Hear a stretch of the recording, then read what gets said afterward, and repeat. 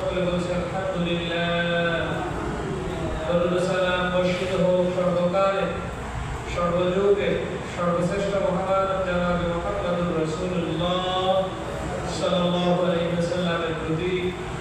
আজকে আমরা মসজিদে এমন সময়, এমন অবস্থায়, এমন মাসে জুমার দিনে একত্রিত হয়েছি যেই মাসটাই আমাদের নবী, সর্বকালের সর্বযুগের সর্বশ্রেষ্ঠ নবী, যত পৃথিবীর নবী রাসূল ছিল তাদের নবী, যত ফেরেশতা আছে ফেরেশতার কুলের নবী, অর্থাৎ পুরা পৃথিবীতে আল্লাহ রাব্বুল আলামিনের ওয়াহদানিয়াত, আল্লাহ রাব্বুল আলামিনকে যারা রব হিসেবে মেনে নিয়েছে, রব হিসেবে স্বীকার করেছে, যতগুলো আলাম আছে, যতগুলো জগৎ আছে, যতগুলো জায়গা আছে, যতগুলো সৃষ্টি জগৎ আছে, যতগুলো গ্রহ আছে, যতগুলো উপগ্রহ আছে, যতগুলো পৃথিবী আছে, এই পৃথিবীর মতো আরো অনেক গ্রহ, নক্ষত্র, নক্ষত্ররাজি, তারকারাজি, আসমান, জমিন, অর্থাৎ আল্লাহর সৃষ্টি যা কিছু আছে, যার জন্য আল্লাহ রাব্বুল আলামিন নিজেকে রব হিসেবে বলে দিয়েছেন, এবং যত কিছু রব আমার আল্লাহ সুবহানাহু ওয়া তাআলা, এই সমগ্র সৃষ্টি জগতের নবী, এই সমগ্র সৃষ্টি জগতের রাসূল হলো মুহাম্মদুর রাসূলুল্লাহ সাল্লাল্লাহু আলাইহি ওয়াসাল্লাম।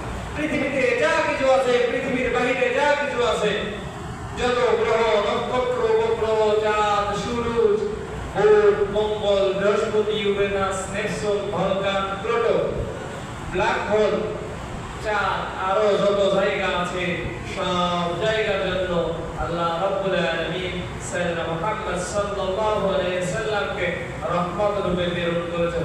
সুবহানাল্লাহ।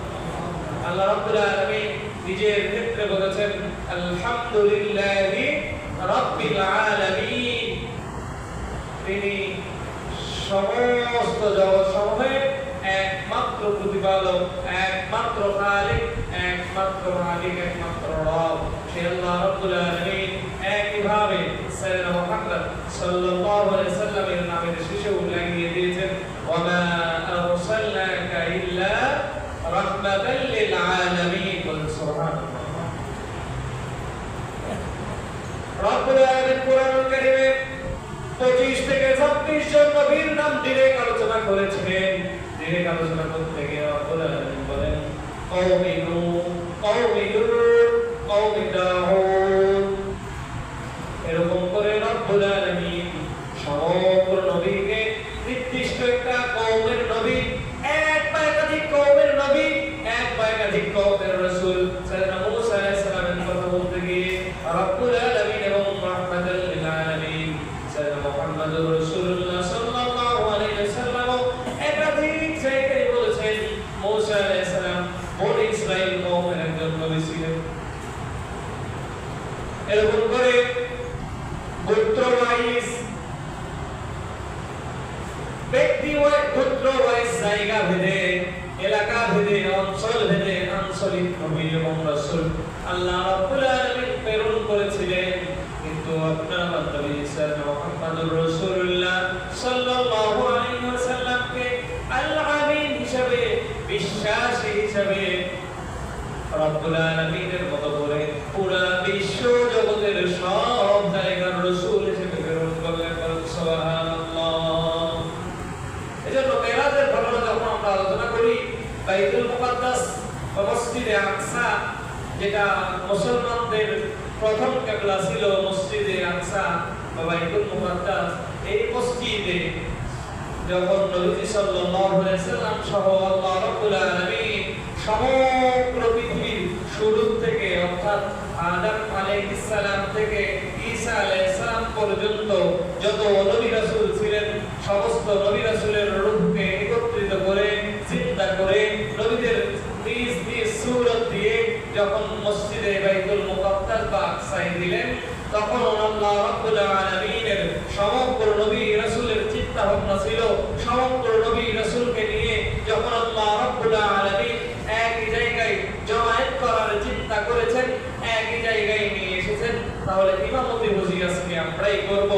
কিন্তু সাইয়েদনা জিবরাইল আলাইহিস সালাম আল্লাহ রাব্বুল আলামিনের নির্দেশ ক্রমে, আল্লাহ রাব্বুল আলামিনের অর্ডারে, আল্লাহ রাব্বুল আলামিনের হুকুমে সমগ্র নবীর মধ্য থেকে সাইয়েদনা মুহাম্মদ সাল্লাল্লাহু আলাইহি ওয়াসাল্লামকে বাইতুল মুকাদ্দাস বা জেরুজালেমের মসজিদে আকসায় নবীজি সাল্লাল্লাহু আলাইহি সাল্লামকে ইমামতির মাসাল্লায় নিয়ে গিয়ে বললেন, আপনি যেখানে থাকবেন, আপনি যেখানে উপস্থিত থাকবেন, যত নবী রাসূল থাক না কেন, যারাই থাক না কেন, সব কিছুর মধ্যে ইমামতির শ্রেষ্ঠ দায়িত্ব হোক আর যে কোনো দায়িত্ব হোক, নেতৃত্বের যে কোনো জায়গায়, নেতৃত্বের যে কোনো দায়িত্বে আপনি মুহাম্মদ সাল্লাল্লাহু আলাইহি সাল্লামকে আল্লাহ রাব্বুল আলামিন শুধুমাত্র কেবলমাত্র নির্বাচন করেছেন। বলেন সুবহানাল্লাহ।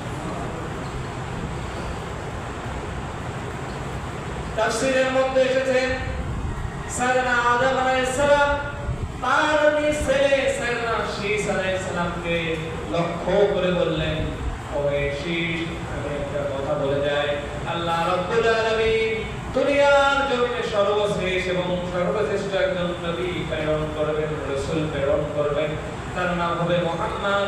আমি তো আমার জীবদ্দশায় তাকে দেখে যেতে পারবো না, তুমি যদি তোমার জীবদ্দশায় ওই নবীর সঙ্গে দেখা হয়ে যায়, তাহলে তুমি তোমার নবুয়তি ছেড়ে দিয়ে, তুমি তোমার রিসালাতের দায়িত্ব ছেড়ে দিয়ে আল্লাহ রাব্বুল আলামিনের কাছে ওই নবীর উম্মত হওয়ার জন্য ফরিয়াদ করে, ওই নবীর হাতে হাত দিয়ে কালিমা পড়ে তার উম্মত হয়ে যাবে। বলুন সুবহানাল্লাহ।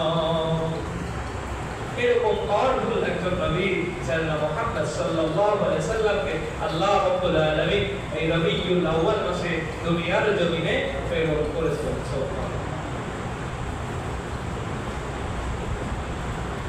সাইয়েদনা আদম আলাইহিস সালাম থেকে শুরু করে মুহাম্মদুর রাসূলুল্লাহ সাল্লাল্লাহু আলাইহি সাল্লামের আগ পর্যন্ত লক্ষাধিক পয়গম্বরকে আল্লাহ রাব্বুল আলামিন দুনিয়াতে পাঠিয়েছেন। সমস্ত পয়গম্বরের চাওয়া চাহিদা ছিল রব্বুল আলামিন শেষ নবী, আখির নবী মুহাম্মদুর রাসূলুল্লাহ সাল্লাল্লাহু আলাইহি সাল্লামের উম্মত হিসেবে আমাদেরকে কবুল করেন।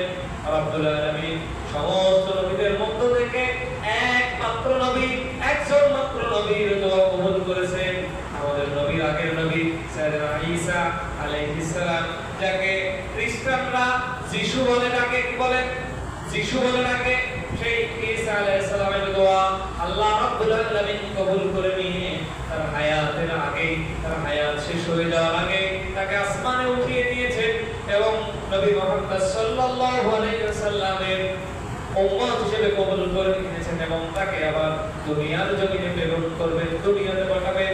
ইমাম হিসেবে নয়, নবী হিসেবে নয়, সাইয়েদনা মুহাম্মদ সাল্লাল্লাহু আলাইহি সাল্লামের উম্মত হিসেবে যখন দাজ্জালের আগমন করবে, দাজ্জালের আগমন পরে ইমাম মাহদির পরে ইমাম মাহদি আগমনের পরে সাইয়েদনা ঈসা আলাইহিস সালামকে আল্লাহ রাব্বুল আলামিন আবার মুহাম্মদ সাল্লাল্লাহু আলাইহি সাল্লামের উম্মত হিসেবে দুনিয়ার জমিনে প্রেরণ করবে। বলুন সুবহানাল্লাহ। তাহলে আমরা ওইভাবে চিন্তা করি না, আমরা বুঝিও না, কি বলে যে আমাদের নবীর মর্যাদা কেমন, একজন ডাক্তারের মর্যাদা কেমন, এটা সাধারণ লোক থেকে ডাক্তাররাই ভালো বোঝে, কি বলে? একজন ইঞ্জিনিয়ারের মর্যাদা কেমন বা সে কি ধরনের ইঞ্জিনিয়ার, এটা আপনার আমার থেকে যারা ওই সেক্টরে কাজ করে সেই ভালো বোঝে। আমাকে দিয়ে হচ্ছে না, ওনার কাছে যান, রেফার করে দেয় ডাক্তার রোগী, আমাকে দিয়ে হচ্ছে না, ও ডাক্তারের কাছে যান, তাকে দিয়ে না হলেও সিঙ্গাপুরে যান, মাউন্ট এলিজাবেথে যান, আরো অন্যান্য জায়গায় চলে যান। তার মানে তারাই বোঝে যে যে কোয়ালিটি, অর্থাৎ আল্লাহ রাব্বুল আলামিন কোটি কোটি মানুষের মধ্য থেকে যাচাই আর বাছাই করে মাত্র লক্ষাধিক লোককে নবুয়ত, সেখান থেকে মাত্র 313 জন নবীকে রিসালাতের দায়িত্ব দিয়েছেন, অর্থাৎ রাসূল হিসেবে প্রেরণ করেছেন। তারাই আসলে মর্যাদা বোঝে, এই কারণে সবাই দোয়া করে, আর আমরা তো অটো পেয়ে গেছি। সেজন্য রব্বুল আলামিন বলেছেন, ওয়া আরসালনাকা ইল্লা রাহমাতাল লিল আলামিন, এই জগতের বুকে আমি মুহাম্মদ সাল্লাল্লাহু আলাইহি সাল্লামকে রহমত রূপে প্রেরণ করেছি। মুহাম্মদুর রাসূলুল্লাহ আগমনের খবর আদম আলাইহিস সালাম জানেন, শীস আলাইহিস সালাম জানেন, নূহ আলাইহিস সালাম জানেন, ইব্রাহিম, ইসমাঈল আলাইহিস সালাম, ইসহাক আলাইহিস সালাম, সমস্ত নবী রাসূল জানেন। এজন্য করে সাইয়েদনা ইব্রাহিম আলাইহিস সালাম একটু ভিন্নভাবে দোয়া করলেন। রব্বুল আলামিন, আপনি তো শেষ নবী প্রেরণ করবেন, দোয়া যদি করি আমার আগের ভাইদের মতো, আমার আগের নবী রাসূলদের মতো করে আমিও যদি দোয়া করি আমাকে শেষ নবীর উম্মত বানান। তাদের দোয়া অন্যান্য নবীদের দোয়া যেভাবে আপনি ফেরত দিয়েছেন, আমার নবী আমি ইব্রাহিম আলাইহিস সালামের দোয়াও আপনি সেভাবে ফেরত দিবেন রব্বুল আলামিন। তবে আমি একখানা দোয়া করে যাই, এই দোয়া আপনি শেষ নবী, সর্বশ্রেষ্ঠ নবী সাইয়্যিদুল মুরসালিন রাহমাতাল লিল আলামিন যে সিলসিলায় পাঠাবে, যে বংশে পাঠাবে, ওই বংশ যেন আমি নবী ইব্রাহিম আলাইহিস সালামের বংশ হয়ে, আমি নবী ইব্রাহিমের সিলসিলা হয়ে, ওই নবী মুহাম্মদ সাল্লাল্লাহু আলাইহি সাল্লাম যেন আমার বংশের সন্তান হয়ে দুনিয়াতে আগমন করেন। বলেন সুবহানাল্লাহ। আল্লাহ রাব্বুল আলামিন দোয়া কবুল করে নিয়েছেন। পরীক্ষার পর পরীক্ষা ইব্রাহিম আলাইহিস সালামের দোয়া করেছিলেন, আল্লাহ রাব্বুল আলামিন দোয়াটা কবুল করেছিলেন। ইব্রাহিম আলাইহিস সালাম 100 বছর পার, কোন তাফসীরের কিতাবের মধ্যে আসছে 86 বছর বা 90 বছর অতিক্রম হয়ে গিয়েছে। দোয়া করেছেন আমার সিলসিলায়, আমার বংশধারায় যেন সাইয়েদনা মুহাম্মদ সাল্লাল্লাহু আলাইহি সাল্লাম আসেন। রব্বুল আলামিন, আপনি আমার দোয়া কবুল করেন। তার তো কোনো ছেলে সন্তান নাই, মেয়ে সন্তান নাই, বংশ কিভাবে রক্ষা হয় রব্বুল আলামিন সে কথাও জানিয়ে দিচ্ছেন। সাইয়েদনা ইব্রাহিম আলাইহিস সালাম দোয়া করলেন, রব্বি হাবলি মিনাস সালিহিন ফাবাশশারনাহু বিগুলামিন হালিম। রব্বি হাবলি মিনাস সালিহিন, হে আমার রব, আমাকে একজন নেককার, পরহেজগার, সালেহ সন্তান দান করেন। সুবহানাল্লাহ। আল্লাহ রাব্বুল আলামিন সঙ্গে সঙ্গে জানিয়ে দিলেন, ফাবাশশারনাহু বিগুলামিন হালিম। বয়স কত জানেন? তাফসীরের কিতাবে এসেছে সর্বনিম্ন 86, মতান্তর আছে, কোন তাফসীরে আসছে 100 বছর, কোন তাফসীরে আসছে 90 বছর, তবে সর্বনিম্ন যেটা আসছে 86 বছর। আমাদের এলাকায় গেল সুলবল হয় 86। আল্লাহ চাইলে হয়, না চাইলে হয় না। যখন দোয়া করলেন আল্লাহ বললেন, ফাবাশশারনাহু বিগুলামিন হালিম, তাকে আমি নেককার সন্তানের, ধৈর্যশীল সন্তানের সুসংবাদ দিলাম। এই সন্তান ছিল সাইয়েদনা ইসমাঈল আলাইহিস সালাম। এরপরে তার আরো সন্তান হয়েছিল ইসহাক আলাইহিস সালাম। আরো সন্তান দুনিয়াতে এসেছিলেন। ইসহাক আলাইহিস সালামের বংশ থেকে ওনার আরেকটা নাম আছে, আরেকটা নাম ছিল, সেটা হলো ইসরাঈল। এই ইসরাঈল বা ইসহাক আলাইহিস সালাম সাইয়েদনা ইব্রাহিম আলাইহিস সালামের দ্বিতীয় সন্তান। ওনার বংশ থেকে বনি ইসরাঈল কওমের প্রায় ৭০,০০০ নবী দুনিয়াতে আল্লাহ রাব্বুল আলামিন প্রেরণ করেছিলেন। পক্ষান্তরে আরেকজন সন্তান যেটা ছিল সাইয়েদনা ইসমাঈল আলাইহিস সালাম, তার বংশে এখন পর্যন্ত কোন নবী রাসূল মুহাম্মদ সাল্লাল্লাহু আলাইহি সাল্লামের পূর্বে আল্লাহ রাব্বুল আলামিন প্রেরণ করেন।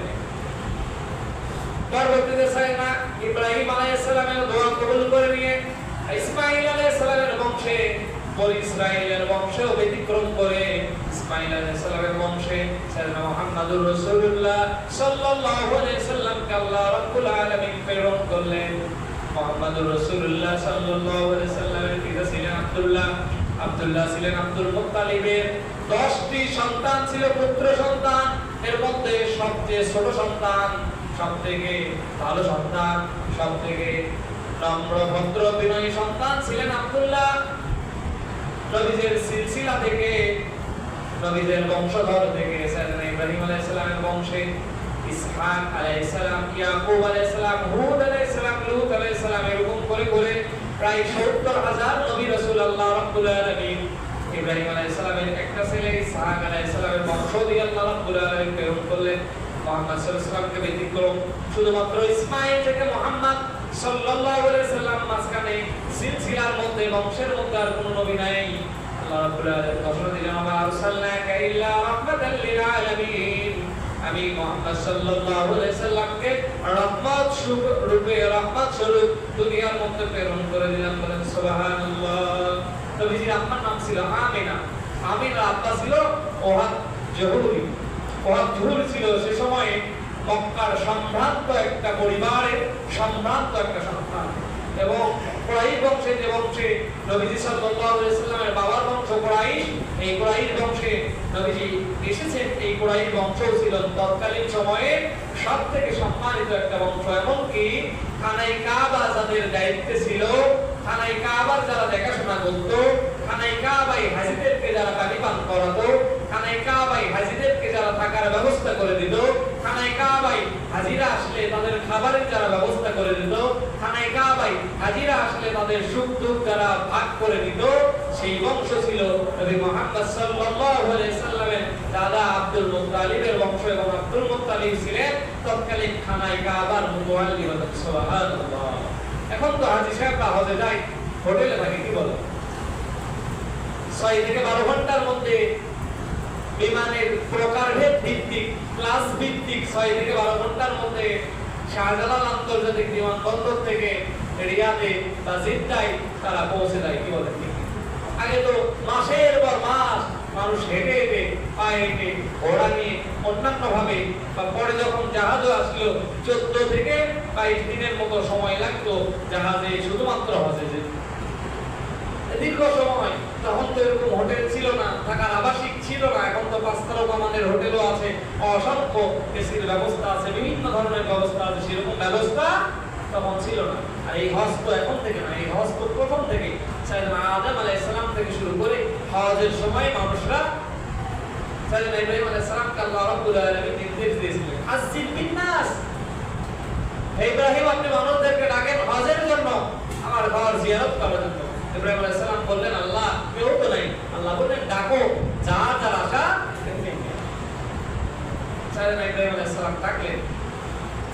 সে সময় থেকেই মানুষ হজে যায়। আব্দুল মুত্তালিবের বংশ তো সেই বংশ যে বংশের লোকেরা এই হাজীদেরকে দেখাশোনা করে। যদি